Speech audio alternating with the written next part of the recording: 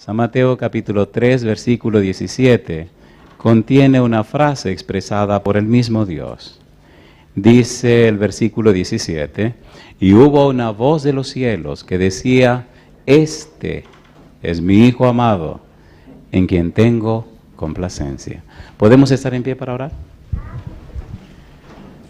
Querido Padre Celestial, gracias por el día que nos dio y gracias por la oportunidad de reunirnos otra vez en este santo lugar para estudiar su palabra.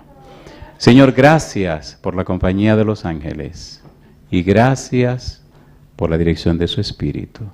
Permita a Dios en esta hora que el Santo Espíritu nos traiga palabra de vida para la vida eterna. Que hoy escuchemos no las palabras de un hombre, pero sí la palabra de Jehová que vive y permanece para siempre.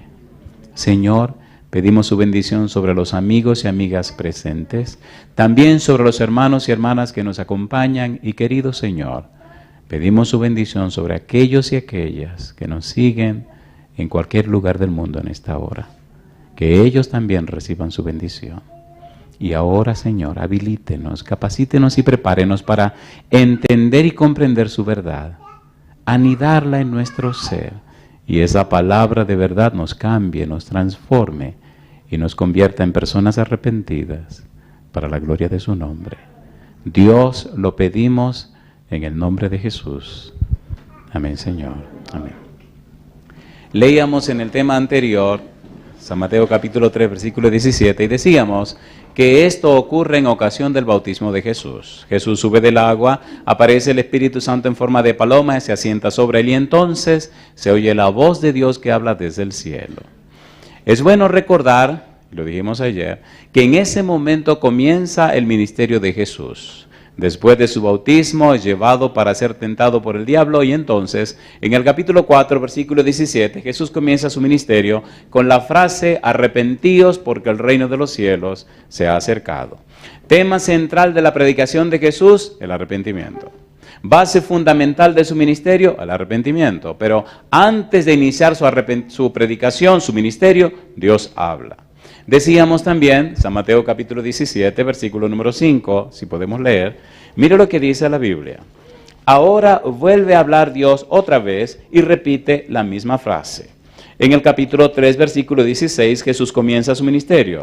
En el capítulo 17, versículo 5, es la experiencia de la transfiguración. Cristo está en el monte, está buscando la forma de fortalecer la fe de los discípulos. Llega el momento crucial de su deceso, de su muerte, de su sacrificio. Cristo se enfrenta con la realidad de que los discípulos no están listos para lo que les espera. No están preparados para ver a Jesús debajo de una cruz. No están listos para ver a Jesús morir como un maldito de Dios. No están preparados para ver a Jesús golpeado por los soldados romanos y escupido y maltratado por los judíos.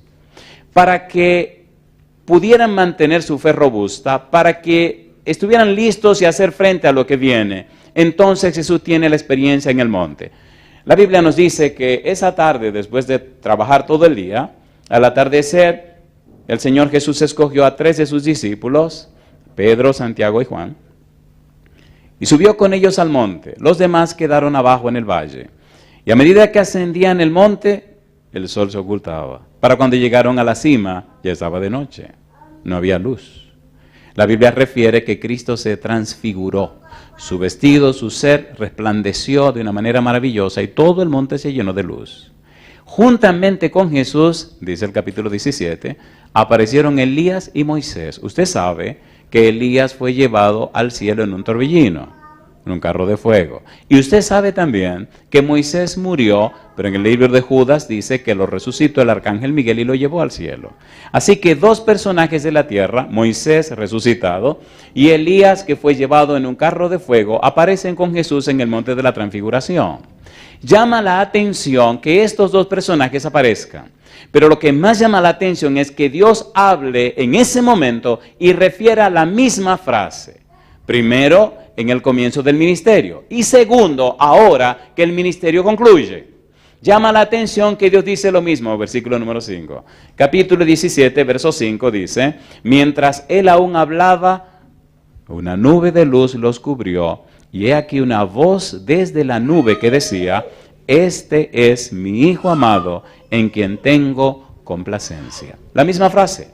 Dios repite la misma frase. Parece que Dios tiene un empeño especial en esa frase.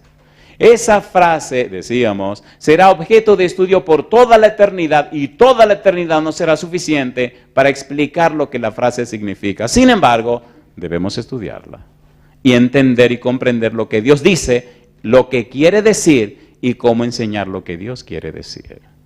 Este es mi Hijo amado, en quien mi alma toma complacencia. Decíamos en el tema anterior que Pablo trató de explicar la frase y nos dijo que la primera parte de la frase, mi Hijo amado, que Dios toma del Salmo 2, versículo 7, es y se refiere a Cristo como el Hijo de Dios, un título que adopta el Mesías para venir a la tierra. Cristo es Hijo de Dios por un decreto, versículo 7, capítulo 2 de Salmos. Así que es un título, Hijo de Dios. Cristo es el Mesías, el ungido en hebreo, y el Cristo, el Mesías, en griego. Es Dios que se hace hombre. En el libro de Isaías, capítulo 7, versículo 14, anunciaba precisamente esto. Mire qué cosa linda. Capítulo 7, versículo 14 del libro de Isaías. Mire lo que dice la palabra de Dios y cómo se cumple en la persona de Jesús en este tenor. Dice el versículo 14. Por tanto, el Señor mismo os dará señal. He aquí que la Virgen concebirá, ¿y qué sigue diciendo? Y dará luz un hijo y llamará su nombre Emmanuel, que significa Dios con nosotros. San Mateo capítulo 1, versículo 21 al 23 nos refiere a la misma historia y nos dice que Emmanuel significa Dios con nosotros. Cristo es Dios con nosotros.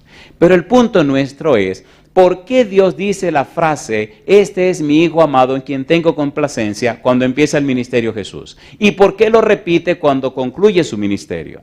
¿Qué ocurre en la vida de Jesús que enfoca la frase de Dios dos veces en dos ocasiones distintas? Recuerde que hablábamos ayer diciendo que la frase en quien mi alma toma contentamiento, Dios la refiere de Isaías 42, versículo 1, donde habla acerca del siervo sufriente, mi siervo, mi escogido, en quien mi alma toma contentamiento. Y decíamos también que la palabra siervo en la Biblia no necesariamente significa lo mismo que significa en el mundo secular. Siervo, esclavo, en el tenor de la Biblia, según Éxodo 21, nos habla y nos presenta un caso distinto al secular, al caso de afuera. Un siervo judío, un esclavo judío con otro judío, solamente era esclavo por 6 años. Al 7º año quedaba libre. Un esclavo judío de otra persona judía tenía derechos y también tenía privilegios. Si el amo maltrataba al esclavo, maltrataba al siervo, habían ciertas atribuciones que favorecían al esclavo. Y una cantidad de leyes que puede leer en el capítulo 21 de Éxodo 21. Pero es bueno saber también que hasta los reyes se llamaban siervos de Dios, esclavos de Dios. Los profetas, funcionarios del gobierno, etcétera, etcétera, etcétera. De modo que cuando Dios dice, mi siervo que yo escogí, en quien mi alma toma contentamiento, se está refiriendo a un aspecto especial de la persona de Jesús. Está refiriéndose al siervo sufriente. Se refiere al Cordero de Dios. Vayamos rapidito a Isaías capítulo 53 y enfoquemos en qué sentido se refiere a todo esto, para entrar en el tema de esta ocasión. Isaías 53, versículo 6, dice el verso 6, todos nosotros nos descarriamos como ovejas, cada cual se apartó por su camino, y ahora dice, mas Jehová cargó en él el pecado de todos nosotros. Angustiado él y afligido, no abrió su boca. Y dice ahora, como cordero fue llevado al matadero, y como oveja delante de sus trasquiladores, enmudeció, y no abrió su boca. Dice el versículo 11, verá el fruto de la aflicción de su alma, y quedará satisfecho. Por su conocimiento justificará mi siervo justo a muchos y llevará las iniquidades de ellos. Dice, Jehová cargó sobre él el pecado de todos nosotros. Habla de el Cordero. Cuando Juan comienza su ministerio y se encuentra con Jesús, San Juan capítulo 1, versículo 29, dice, he aquí el Cordero de Dios que quita el pecado del mundo. Aquí comenzamos. El Cordero de Dios que quita el pecado del mundo. En el versículo 36 repito otra vez la misma frase. Es bueno saber, y también es bueno leerlo, que esta frase, este nombre aparece solo 4 veces en la Biblia. Leamos, por ejemplo, en Hechos capítulo 8, versículo 32, la misma palabra Cordero. Gracias a Dios tenemos la Biblia en español, pero algunas personas deberían estudiar un poco los idiomas bíblicos para darle matiz, sentido, significado a lo que se estudia. Y quiero decir esto. Cuando leemos la palabra Cordero en Juan 1:29 y el versículo 36, y ahora en Hechos capítulo 8, versículo 32, y en Primera de Pedro 1:19, cuando leemos la palabra Cordero, tiene un significado distinto a cuando leemos la palabra Cordero en el libro de Apocalipsis. La palabra Cordero que aparece en esos 4 versículos que mencionamos, tiene mucho que ver con Mateo capítulo 3, versículo 17. Y la otra palabra Cordero de Apocalipsis tiene mucho que ver con la frase que Dios dijo allá en el monte. De allí la importancia de lo que estamos estudiando. Recuerde que decíamos que cuando Dios habla, cuando Dios dice algo, dice más de lo que se dice. Hay una ciencia llamada hermenéutica que estudian los teólogos y los exégetas bíblicos, y esta ciencia trata de la correcta interpretación de la Biblia. La hermenéutica tiene que ver también con la exégesis, también tiene que ver con una cantidad de aspectos interesantes. La exégesis no es más que el estudio del texto, del versículo, quién lo dijo, cuándo lo dijo, cómo lo dijo, por qué lo dijo, a quién se lo dijo, qué significa lo que dijo, etcétera, etcétera, etcétera. Los teólogos se complican mucho la vida, pero bendito sea Dios. Sacan muchas cosas buenas, a veces se confunden tanto la vida que hasta ellos mismos se confunden, pero bendito sea Dios. Sin embargo, la Biblia sigue firme y sigue siendo una bendición. La hermenéutica nos ayuda a entender la palabra de Dios. Ustedes notarán a medida que avancemos cuán importante es comprender que la palabra Cordero, en el momento que Juan lo dice, es distinto a cuando lo dice el libro de Apocalipsis. Cuando Juan el Bautista dice, este es el Cordero de Dios, tiene un significado. Pero cuando Juan el Evangelista en Apocalipsis dice, el Cordero inmolado, tiene otro significado y es otra palabra. Y tiene una connotación más grande y profunda, que nos ayuda a entender el pensamiento de Dios cuando habló en San Mateo capítulo 3, versículo 17. En Mateo 3:17, Dios habla antes de Cristo comenzar su ministerio. Y en el capítulo 17 habla cuando está concluyendo su ministerio. Lo que Dios está diciendo en estas 2 frases significa todo el plan de salvación, significa todo el haber humano, significa todo lo que el hombre puede entender y comprender, significa una revelación trascendente de Dios. Dios se está refiriendo a un ser divino, un ser monogénez, un ser único, un personaje que no existe otro en todo el universo. No hay otro personaje que siendo Dios se hiciera hombre. No hay otro personaje como Cristo Jesús. No hay nadie como Él, ni en el cielo, ni en la tierra, ni en ninguna parte. De allí la importancia de entender el pensamiento de Dios. La importancia de entender lo que Dios dice y lo que quiere decir. Cuando somos cristianos y conocemos a Dios, cuando somos cristianos y entendemos a Dios, cuando somos cristianos y nos relacionamos con Dios, entonces la vida tiene otra dimensión. Por eso el enfoque de todo lo que estamos estudiando es la palabra arrepentimiento, que significa cambio de la mente, cambio de los esquemas mentales, cambio de los patrones mentales, cambio de los enfoques mentales, cambio de las estructuras mentales. El ser humano necesita un cambio completo en la mente para entender a Dios. Es tan serio el asunto que Jesús dijo, y como en los días de Noé. En los días de Noé vivía la generación más longeva de la tierra. La gente que vivía más años. Número 1. Número 2, las personas que nunca se enfermaron. Número 3, personas con una capacidad mental que jamás puede ser igualada. Número 4, el avance de una tecnología que todavía hoy no se conoce. Número 5, un ambiente distinto a la tierra que conocemos hoy. La tierra jamás era como hoy ahora. Completamente un paraíso. Y sin embargo, el poder mental, la capacidad mental de esa gente no entendieron a Dios. Interesante.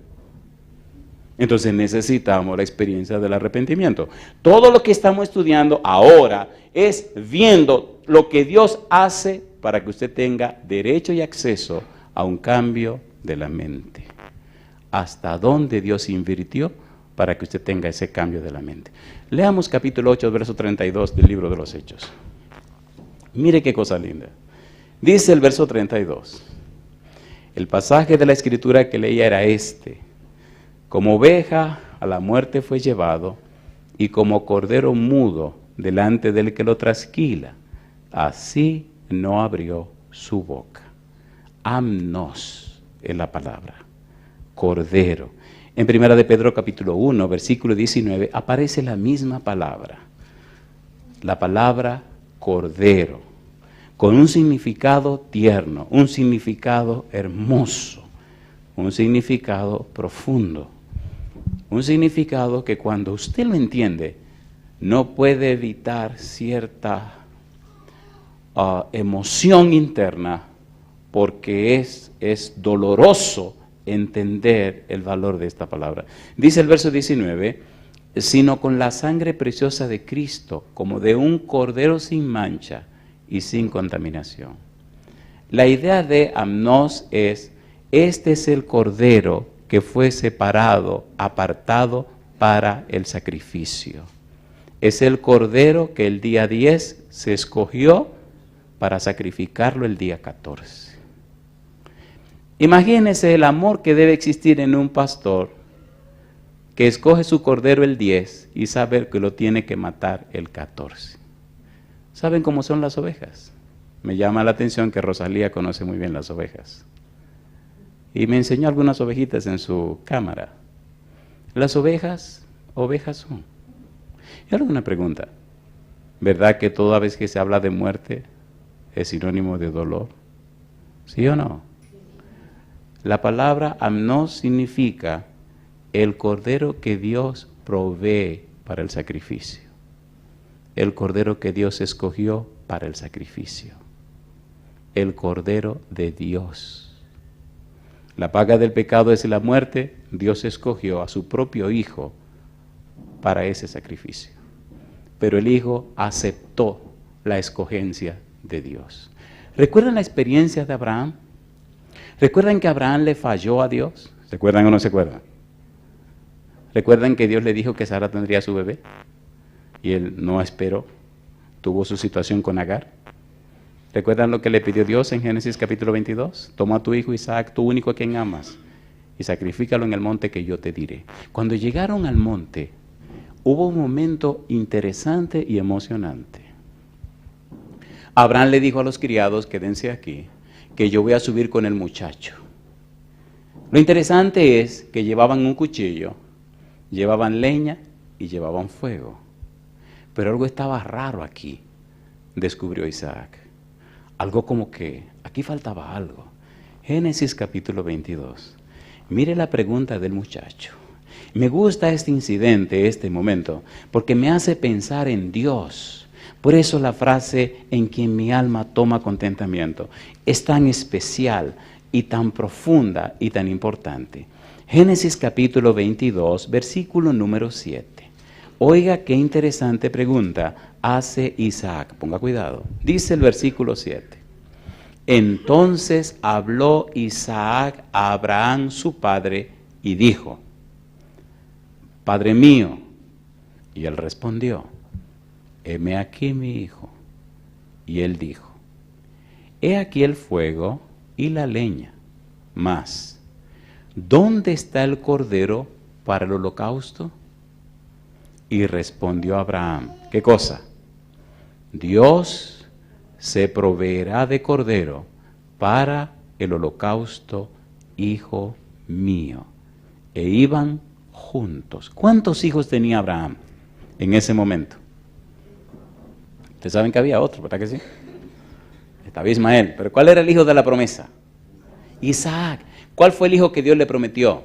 Isaac. Y si Abraham sacrifica a Isaac, ¿qué iba a pasar con el hijo de la promesa? Buena pregunta, ¿verdad? Ahora Isaac le dice, ¿dónde está el cordero para el holocausto? Aquí está la leña, aquí está el fuego, está el cuchillo, pero la respuesta de Abraham, Jehová se proveerá de cordero para el holocausto. Jesús dijo una frase: Abraham vio mi día y se gozó. Mi pregunta para usted: ¿fue interesante y doloroso el momento cuando Abraham tuvo que tomar el cuchillo, explicarle a su hijo que él era el cordero, subirlo encima del altar con la leña, tomar el cuello del muchacho y antes de aquello despedirse de su hijo? Oiga, vamos a ponernos claro, ¿era obediente Isaac? Mamacita linda, con un muchacho de hoy día le hacen ese relajo y sale disparado de ese monte que todavía estuviera corriendo, ¿sí o no? Usted está loco. Isaac se quedó tranquilo. Y después que se despidieron, después de las lágrimas, me imagino el muchacho haciendo un par de preguntas. Papá, pero ¿y entonces? Imagino a Abraham diciéndole: mira mi hijo, yo voy a hacer la voluntad de Dios, pase lo que pase. Ya le fallé una vez y no voy a fallar otra vez. Dice la Biblia que cuando Abraham bajó el brazo para cortar el cuello de su hijo, el ángel le sostuvo el brazo y le dijo: ahora sé que temes a Jehová. Y entonces apareció allí un cordero y Abraham lo tomó y lo sacrificó. Mi pregunta para usted: ¿había algún simbolismo en esta experiencia de Abraham? Sí, Señor. Sin embargo, cuando le correspondió a Cristo ser sacrificado, nadie lo libró del sacrificio. La frase en que mi alma toma complacencia nos dice a nosotros, le dice a usted y me dice a mí, que el amor que Dios tiene por usted es tan grande que usted necesita una mente distinta para entender el grande amor de Dios. ¿Sí o no? ¿Sí o no? Póngase a pensar, el todopoderoso Dios sin poder. En Getsemaní Jesús gritó: Dios mío, si es posible, pase de mí esta copa, mas no se haga mi voluntad, sino la tuya. Yo pregunto, ¿fue fácil ese momento para Jesús? No. ¿Fue fácil para Dios? No. Sin embargo, Dios se mantuvo firme y Jesús se mantuvo firme. Leíamos anoche en 1 de Pedro 1, 19 y 20 que este cordero fue apartado desde antes de la fundación del mundo. Sabían que ese día llegaría, sabían que ese momento llegaría. Y me llama la atención San Juan capítulo 17, versículo 1, una frase que siempre suena en mi mente. Juan 17, 1, esta frase, hace algún tiempo trabajamos con ella, pero siento la necesidad de trabajarla más. Juan 17, versículo 1. Mire lo que dice el versículo 1. El Señor Jesús preparándose ya para el sacrificio. Dice el verso 17, capítulo 1, versículo 17. Capítulo 17, versículo 1. Estas cosas habló Jesús y levantando los ojos al cielo dijo, ¿qué cosa? Padre, la hora ha llegado. ¿Cuál hora? La hora del sacrificio. Una hora recordada, una hora anunciada, una hora estudiada, meditada, razonada desde antes de la fundación del mundo. Ha llegado la hora donde el cordero que fue apartado tiene que ser sacrificado. Ya ahora no es un amnos, sino un arnión. Ahora no es un cordero que se aparta para el sacrificio, no. Ahora será un cordero que ya le cortaron el cuello, un cordero que ya se desangró, un cordero que ya fue sacrificado. Por eso es tan importante entender la frase de Dios en quien mi alma toma contentamiento. ¿Por qué el alma de Dios toma contentamiento en el siervo sufriente? Porque el siervo sufriente hace posible, querido y querida, que usted y yo otra vez tengamos el derecho y el acceso a la persona de Dios, al trono de Dios, otra vez tengamos acceso a la patria a la que pertenecemos, al reino de nuestro Dios. Y eso posible por el sacrificio de Cristo Jesús. La frase de Dios en que mi alma toma contentamiento va más allá de la simple comprensión humana. La frase en que mi alma toma contentamiento significa más que el simple hecho de salvar al ser humano. La frase en que mi alma toma contentamiento nos dice que hay un conflicto universal y que ahora en esta hora se resuelve ante todo el universo. Y todo el universo entiende que Satanás es mentiroso y padre de mentira. Y Cristo dice, y si yo fuere levantado, a todos atraeré a mí mismo. Alabado es el nombre de Dios. El conflicto en la tierra no solamente es importante para la tierra, es importante para todo el universo. No es un asunto solo de que usted se entregue a Cristo para que reciba salvación y vida eterna. Es más que eso. Es un asunto para que todo el universo sea restablecido otra vez como fue creado en el principio. Apocalipsis capítulo número 5. Vamos a esta segunda parte que es gloriosa y es la que más me gusta. Ver a Jesús bajo la cruz es interesante. Ver a Jesús, interesantísimo. En la cruz Cristo resolvió el problema. Pero vamos a ver ahora el valor de esta palabra, cordero, después que es inmolado. Apocalipsis 5:6. Aquí me gusta y mire los detalles. Vamos a hacerlo rapidito. Apocalipsis capítulo 5, versículo número 6. Mire lo trascendente de esto, lo interesante, lo que va más allá del simple hecho de un acto. Apocalipsis 5:6, dice el verso 6. Y miré y vi que en medio del trono y de los 4 seres vivientes y en medio de los ancianos estaba en pie un cordero como inmolado, que tenía 7 cuernos y 7 ojos, los cuales son los 7 espíritus de Dios enviados por toda la tierra.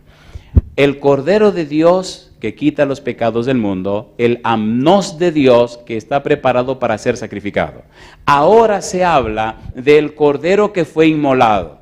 Ahora el Cordero inmolado es sinónimo de gloria, es sinónimo de honor, es sinónimo de potestad, es sinónimo de principado, es sinónimo de poder. Ahora el Cordero inmolado es sinónimo de que tiene toda potestad, todo el derecho, de que ahora recuperó todo lo que significa la tierra, que ahora alcanzó todo el derecho y el acceso a tener dominio sobre todo el universo. Canceló la deuda, resolvió el problema del pecado. San Mateo capítulo 28, versículo 18, Jesús dijo, Mateo 28, 18, por eso es tan interesante entender esto, y te voy a hacer un par de historias para que vea cuán importante es esto. Mateo 28, 18. No son palabras, no son conceptos, son principios. Dice el Señor Jesús, Mateo 28, 18, y Jesús se acercó y les habló diciendo, ¿qué cosa? Toda potestad me es dada en el cielo y en la tierra. ¿Cómo la logró?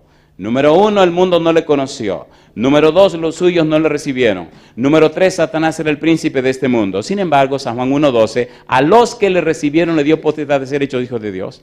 A través de ese pequeño grupo, a través de esos pocos fieles, el Cordero de Dios viene a la tierra, se conecta en la tierra y cumple su misión. Al morir en la cruz, Colosenses capítulo 2, versículo 14, al pagar el precio del pecado, al destruir el pagaré, el hierógrafo, la carta que había contra nosotros, al pagar el precio de nuestros pecados, al triunfar sobre Satanás y sus demonios en la cruz, al recuperar el dominio en la tierra, al esclarecer ante el universo la situación del Padre Celestial, al vindicar el carácter de Dios, entonces Jesús recibe toda potestad en el cielo y en la tierra. Por eso ahora, en el nombre de Cristo, somos más que vencedores y alcanzamos salvación y vida eterna. Llama la atención cuando usted se enfrenta con personas endemoniadas. Llama la atención cuando usted tiene que encarar a un demonio, la forma como tiembla cuando usted menciona el nombre de Jesús. Pero cuidado, no es solo mencionar el nombre de Jesús. Asegúrese de usted estar conectado con Jesús. Hay un poder en el nombre de Jesús. Hay un poder en los hijos de Dios que sirven y rinden olor a Jesús, que hace temblar a las fuerzas del enemigo. ¿Recuerdan ustedes que cuando Jesús terminó su sermón del monte, bajó del monte y se encontró al pie del monte con un leproso? San Mateo capítulo 8, versículo 1 y 2. El leproso le dijo, si quieres, puedes limpiarme. Jesús lo tocó y dijo, quiero, sé limpio, y lo sanó. Cristo entonces toma la barca para cruzar el lago y llegar a la ciudad o a la zona de Gadara. Cuando tomó el barco, quedó dormido y vino una terrible tormenta. Los discípulos lo despiertan, Jesús se despierta, mira el alboroto, mira lo que está pasando y le dice al mar, calla, enmudece. Y entonces el mar se aquietó, la brisa dejó de soplar, se disiparon las nubes y brilló la luna. Los discípulos se preguntaron, ¿quién es este que aún el viento y el mar le obedecen? Llegaron al otro lado del lago. De repente, al comenzar a caminar, viene un endemoniado gadareno. Dice la Biblia que era una persona que tenía una legión de demonios. 6.500 demonios, si tomamos en cuenta una legión romana. Cuando el endemoniado se encara con Jesús, cae a sus rodillas y le dice, ¿qué tienes con nosotros, Jesús, Hijo del Altísimo? ¿Por qué me atormenta? Ha venido a atormentarnos antes de tiempo. Y allí comienza el diálogo hasta que Cristo libera a aquel hombre, retira a los demonios. Entonces la gente de la ciudad de Gadara le dicen a Cristo que se vaya de sus contornos. Cristo toma la barca y regresa otra vez a la ciudad. Cuando llega al otro lado del lago, se encuentra con Jairo. Y entonces Jairo le dice, mi hija está muy enferma, ven a la casa y pon tu mano sobre ella y sanará. Cuando Jesús va con Jairo del lago para la casa de Jairo, en el camino se encuentra con una mujer que tiene una enfermedad hacía 12 años. Tenía un problema de flujo de sangre, un problema de hemorragia. Nada la curaba, nada la sanaba. Los médicos habían hecho de todo y no podía, había gastado su fortuna. Y ella puso en su mente, si yo me acerco a Jesús, si yo toco su manto, yo sé que me sano. Se abalanzó contra la multitud, atravesó por entre toda la gente, se acercó donde estaba Jesús, caminando en la multitud, y tocó su manto. La Biblia dice que inmediatamente se paró su flujo de sangre. Cristo se detuvo e hizo una pregunta. ¿Quién me ha tocado? Pedro le dice, ¿cómo que quién te ha tocado? Si la gente te tira de un lado para el otro y te empuja de un lado para el otro. Jesús dice, no. Yo sentí que de mí salió poder.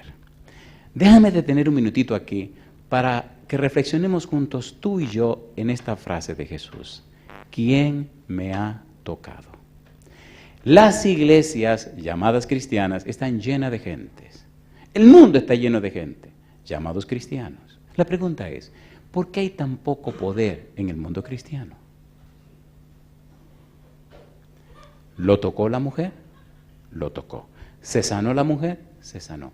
¿Cuál era la diferencia entre el toque de la mujer y el toque de las demás personas? ¿La mujer tenía una necesidad? ¿Sí o no? ¿Se le estaba yendo la vida? Cuando una persona está por perder la vida, pone todo su empeño en lo que le puede salvar. ¿Sí o no? Le voy a contar una historia de un jovencito que conocí cuando yo tenía 21 años. El muchachito se le hizo un hoyo en los intestinos y se desangró. Se estaba muriendo. Tenía 2 años de estar bautizado. Le hago una pregunta. ¿Usted cree que le llenaban los ojos a ese muchacho que se estaba muriendo un carro deportivo? No. Una persona que está para morir, no hay nada en este mundo que le llame la atención. Lo único que anhela es la salud. Y lo más importante en su vida. Y con 21 años, entonces le oré a Dios. Le dije, Señor, usted había dicho que yo sería un predicador y ahora me estoy muriendo. Y puse todo mi empeño en pedir a Dios que cumpliera su palabra. Le garantizo que no me morí. Ya tengo 51 años y sigo dando guerra y carpeta. A veces se hace necesario caer en una crisis para poder hacer y lograr lo que Dios quiere en nuestra vida. ¿Es así o no es así?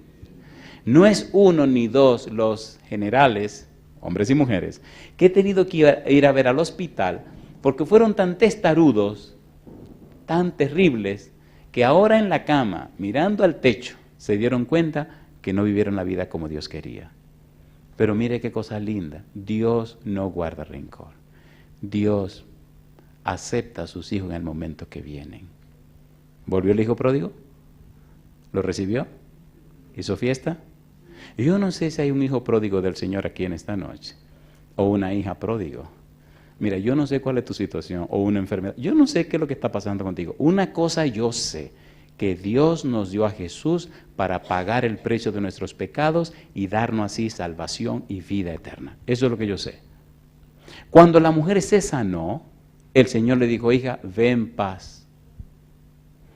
Siguió camino a la casa de Jairo. En el momento que termina de hablar con la señora, alguien le dice a Jairo, deja al maestro tranquilo, tu hija ya falleció. Jesús mira a Jairo y le dice, no temas, cree solamente. Cuando llega a la casa de Jairo, la niña estaba muerta. Mandó sacar a la gente. Y entonces se quedó con Jairo y su esposa y aquellos 3 discípulos. Le dijo a la niña, niña, a ti te digo, levántate. La niña abrió los ojos y entonces se sentó en la cama. Y él dijo, denle de comer. ¿Por qué le estoy diciendo esto? Escuche, por favor. Aún antes de morir en la cruz, Cristo tenía poder y autoridad sobre todas las circunstancias de la vida. Y ahora, después que muere en la cruz, después que es el arnión, el cordero inmolado, mire lo que dice la Biblia, mire qué cosa linda, Apocalipsis capítulo número 5. Y esta es la parte que más me emociona, porque es un derecho legal que puedo esgrimir contra Satanás y contra cualquier circunstancia, donde quiera que estoy, porque Cristo ya venció en la cruz. Apocalipsis capítulo número 5. Versículos 6 ya lo leímos, versículo número 8. Dice el verso 8, Apocalipsis 5, 8, y cuando hubo tomado el libro, los 4 seres vivientes y los 24 ancianos se postraron delante del Cordero.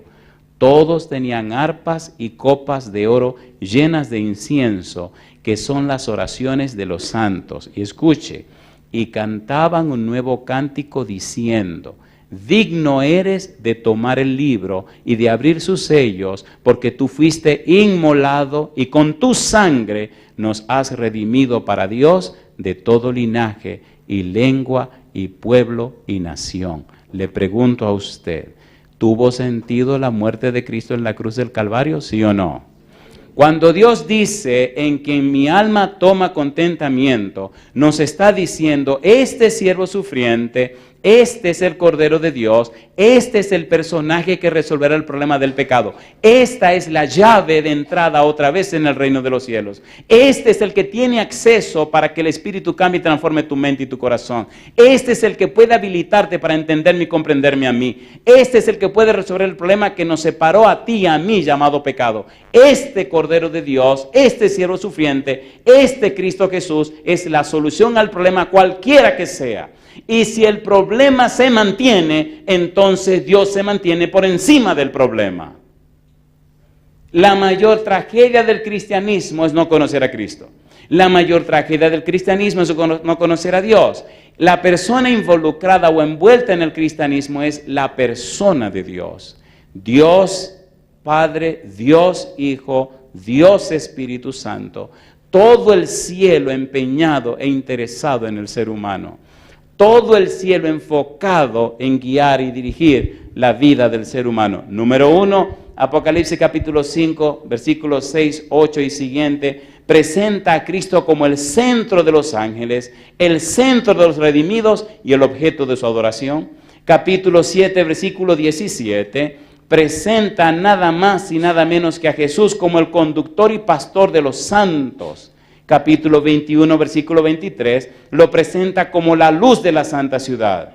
Capítulo 6, versículo 1 y 16, presenta a Cristo como aquel a quien se le ha entregado todo juicio, toda justicia, aquel en cuya mano se deposita todo, porque cumplió y alcanzó aquellos parámetros establecidos por Dios.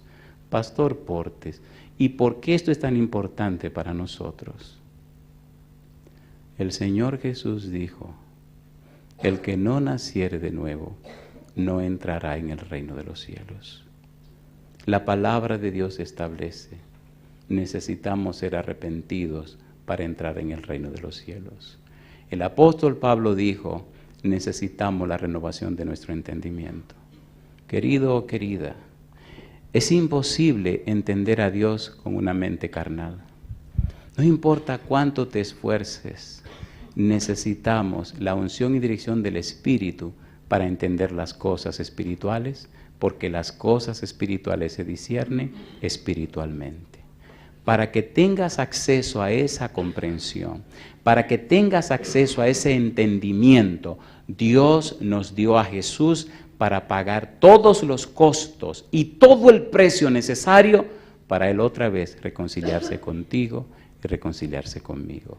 Volver otra vez a la patria del Padre, volver otra vez a la casa de Dios, volver otra vez a la familia celestial. Todo el trabajo, todo el sacrificio, todo el empeño de Dios para abrir un camino, una senda, donde puedas transitar y regresar otra vez al seno de nuestro Padre Celestial. En el libro de Efesios, en el capítulo 2, el versículo 19, me ayuda a pensar en Dios como un padre y tiene una familia. Dice el versículo 19, así que ya no sois extranjeros ni advenedizos, sino conciudadanos de los santos. ¿Y qué dice ahora? Y miembros de la familia de Dios. ¿Te gustaría ser miembro de la familia de Dios? Estaba en una ciudad y una noche vino una dama. Hay personas en este mundo de cuya vida se sabe poco y lo poco que se sabe no es suficiente para entender situaciones que ocurren. Esta dama se ganaba la vida de una manera muy extraña, no asunto de hombres o de sexo, no. Se ganaba la vida atracando a la gente, se ganaba la vida matando a la gente si era necesario. Y vino a la campaña y escuchó la conferencia. Y cuando todo terminó, me preguntó si yo podía visitarla en su casa. Y le dije que sí. Yo no sabía con quién estaba hablando. Así que pregunté la dirección de la dama, quién era, todo el mundo la conocía. Y fui a visitarla. Nunca en mi vida, nunca olvido esta experiencia. ¿Cómo Dios puede sacar a una gente de lo más bajo, de lo más bajo, de lo más sucio, de lo más sucio, de lo más... y llevarlo a una experiencia increíble? Fui solo a la experiencia con esta señora porque algunos como que me sacaron el cuerpo y no querían ir conmigo por quién era la dama, no era paja de coco. Y en el baje, bueno, no era nada bueno. Paja de coco es una expresión muy dominicana, ¿verdad? Ella vive en un ensanche que se llama Bermúdez, donde los valientes tiemblan. Como yo no soy ni valiente ni nada de eso, pues no sabía, me metí al barrio. Estacioné en mi carro y comencé a preguntar quién era esa señora. Me metí por unos callejones y llegué a la casa. Y la gente me miraba raro, como este tipo con corbata, ¿qué hace aquí en el barrio? Llegué a la sala de la casa y no había nada en la sala de la casa. Nada. Y entonces pregunté, ¿hay alguien en la casa? Y me respondieron de la habitación. Sí, pase. Está loco, pase. ¿Cómo meto yo en la habitación? Digo, no, yo prefiero hablar aquí. Y la señora me dice, no, pase, pastor, no tenga miedo, mi hijo está aquí conmigo. Entonces me paré en la puerta de la sala, de la habitación y miré. Ahí no había nada, solo una cama en medio de la habitación. Estaba sentada, su hijo estaba sentado. Y me senté yo también. Y él comenzó a hacerme preguntas. Dijo, cuando yo tenía 5 años, ayudaba el trabajo de mi papá. Mi papá se dedicaba a matar animales. Y desde los 5 años me decía, agárrale ahí la patita. Y yo veía cómo enterraba el cuchillo y partía el corazón de los animalitos. Y yo le ayudaba a partir, a correr, a preparar la carne de los animales. Yo me crié mirando los cuchillos entrar a los cuerpos y salir. Y se me hacía fácil ver cómo un cuchillo entraba y salía. Crecí, fui muy hermosa, tenía el pelo bien largo, los hombres me codiciaban. Pero aprendí a pelear aquí en el barrio con los puños y con los pies. Podía pelear hasta con 3 hombres y le ganaba. Y me fascinaba pelear con cuchillo. Mire, me enseñó los brazos todos llenos de cicatrices. Y me enseñó parte de... A mí me fascinaba pelear, me encantaba pelear. Y entonces dije, no, pero espérate, hay que sacarle beneficio a esto. Y empecé a atracar gente a ganar dinero. Y comenzó a contarme las experiencias espantosas que yo no voy a decir jamás. Y otras cosas más. Entonces me dijo, ¿usted cree que Dios me puede perdonar a mí? La Biblia dice, y creo que usted lo ha leído también, la sangre de Jesucristo, su Hijo, nos limpia de todo pecado. ¿Eso es verdad o es mentira? ¿Es verdad o es mentira? ¿La muerte de Cristo en la cruz del Calvario pagó el pecado de todos nosotros, sí o no? ¿Ya Cristo fue inmolado, sí o no? Pues sí, y Dios cumple su palabra. Esta mujer comenzó a llorar. Y entonces me preguntó, pastor, ¿usted se atreve a bautizarme a mí en la iglesia? Porque déjeme decirle, Andrés no lo va a dejar. Andrés era el primer anciano que conocía a esta señora desde que era una niña. Y conocía la pieza que era. Y empezó a contarme de los miembros de la iglesia, del daño que ella le hacía y todas las cosas que le hacía. Yo le pregunto a usted, ¿tiene Dios poder para cambiar un corazón? ¿Tiene o no tiene? ¿Hay alguna persona aquí en la sala que haya sido tocado y cambiado o cambiada por Dios? ¿Hay alguna persona? ¿Puede levantar su mano? Alabado sea Dios. Así que no estoy hablando en falso. Llegó el día de la junta de la iglesia. Estábamos leyendo una lista larga de nombres. Esa campaña empezó para durar 3 semanas y duró 17 semanas. Una campaña maravillosa.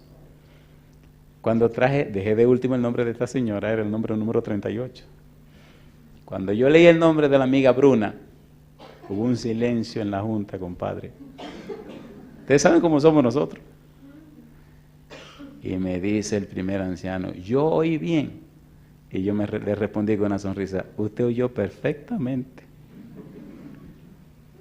Y se le llenaron los ojos de lágrimas.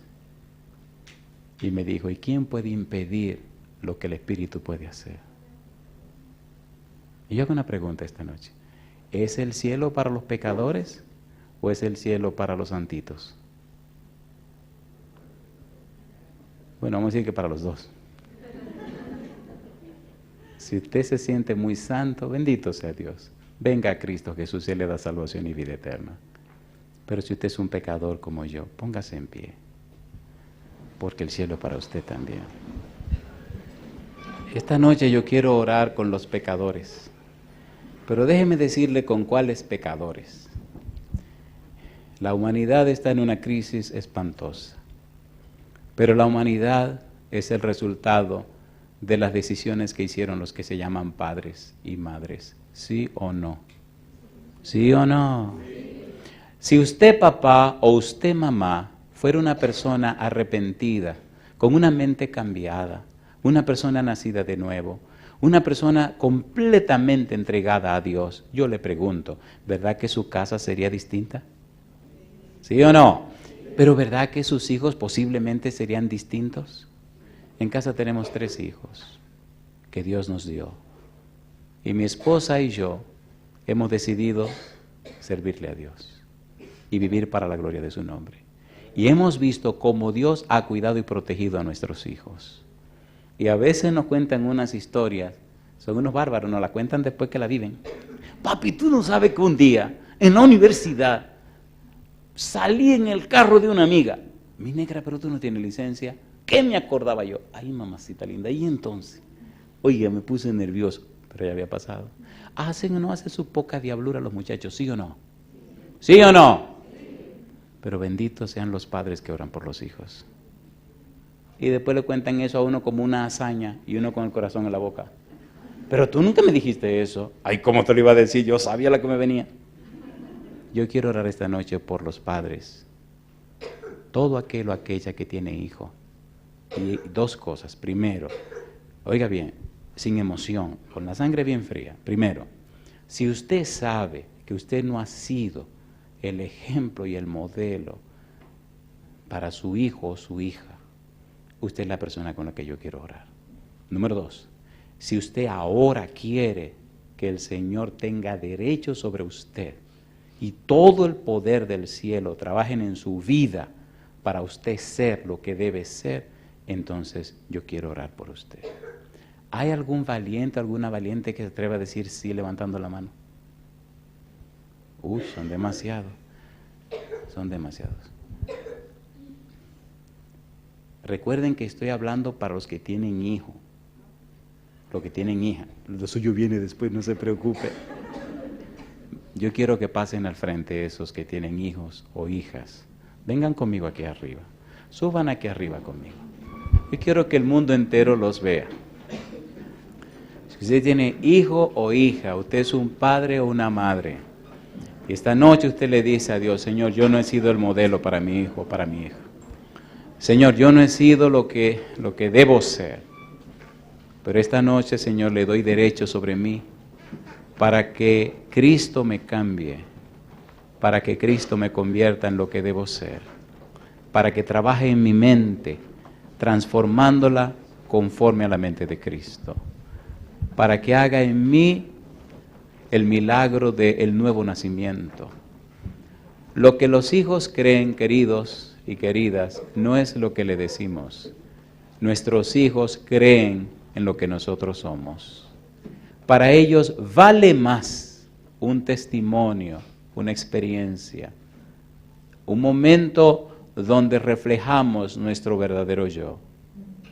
Para ellos vale más la honestidad, la autenticidad, que todos los sermones que podamos decir. Nuestros hijos no son tontos, nuestros hijos son muy sabios y ellos saben quiénes somos los padres. Quiera Dios que en esta ciudad de Bariloche cada hogar se convierta en un pedazo de cielo y cada padre se convierta en un modelo. No es un asunto de que te van a salir las alas, pero sí es un asunto de que el Señor te limpiará con la sangre de Cristo Jesús. Y qué lindo será cuando tú puedas verle los ojos a tus hijos. Y qué lindo será cuando tú le digas: hijo, perdóname, me equivoqué. O cuando le digas a tu hija: mi negra linda, perdóname, me equivoqué. Dejémonos de máscaras, queridos. Por eso necesitamos que el Espíritu nos cambie y nos transforme. Porque Dios quiere salvar a la familia. El Señor no quiere dividir hogares. Su anhelo es reconciliar los padres con los hijos y los hijos con los padres. Es el mensaje de Elías, fue el mensaje de Juan el Bautista, y es el mensaje del tiempo final. Es el mensaje que queremos predicar. Un papá arrepentido, una mamá arrepentida, un hijo arrepentido y una familia completa arrepentida, ungida del Espíritu Santo. Querido Padre Celestial, gracias por la reunión de esta noche. Gracias, Señor, por darnos a Cristo Jesús. Gracias porque antes de la fundación del mundo, usted escogió a Jesús para ser el Cordero de Dios que quita, que carga, que lleva el pecado del mundo. Dios Santo, Padre amado, gracias por ese concilio que se llevó a cabo antes de la fundación del mundo, donde usted, Señor, donde el Señor Jesús y el Santo Espíritu acordaron que Cristo sería nuestro garante. Y gracias porque en el momento de la crisis, el Señor Jesús valientemente puso a un lado su capa real, puso a un lado su corona, entregó su cetro y vino a este mundo de oscuridad y de pecado a nacer como un niño indefenso. Oh Dios, qué santa valentía. Gracias porque llegó la hora y fue levantado en la cruz. Pero gracias, Señor, porque al tercer día se levantó de la tumba y ahora está sentado a la diestra del Todopoderoso. Oh Dios, inspírenos a la Biblia como padre y madre para llenarnos de ella y aprender sus santos principios. Hoy, como ministro del Evangelio, presento a este grupo de padres y madres, pero también a aquellos que nos siguen en cualquier lugar del mundo. Dios eterno, rogamos en esta hora que el Santo Espíritu descienda sobre cada uno de ellos y ellas. Que desde hoy sus corazones sean cambiados, que desde hoy sus vidas sean tocadas para la gloria de su nombre, que desde hoy sean vestidos con su manto de justicia y desde hoy sean sellados por el Espíritu Santo. Que sus mentes sean cambiadas y sean personas arrepentidas. Que tengan el valor y el coraje, Señor, de presentarse ante usted y de pedir perdón a quien haya que pedir perdón. Que comience una experiencia de fe y confianza en el cielo y que en ellos brille la luz de su rostro, Padre. Pedimos su bendición sobre todos aquellos que nos acompañan en esta hora. Que cada persona presente y aquellos que nos siguen puedan recibir de usted la bendición de su compañía, la unción de su Espíritu y, Señor, la aprobación de Cristo Jesús. En sus santas manos, Señor, nos entregamos, pidiendo perdón por nuestras faltas y pecados, y lo hacemos en el nombre santo y bendito de Jesús. Amén, Señor. Amén, Señor Jesús. Amén.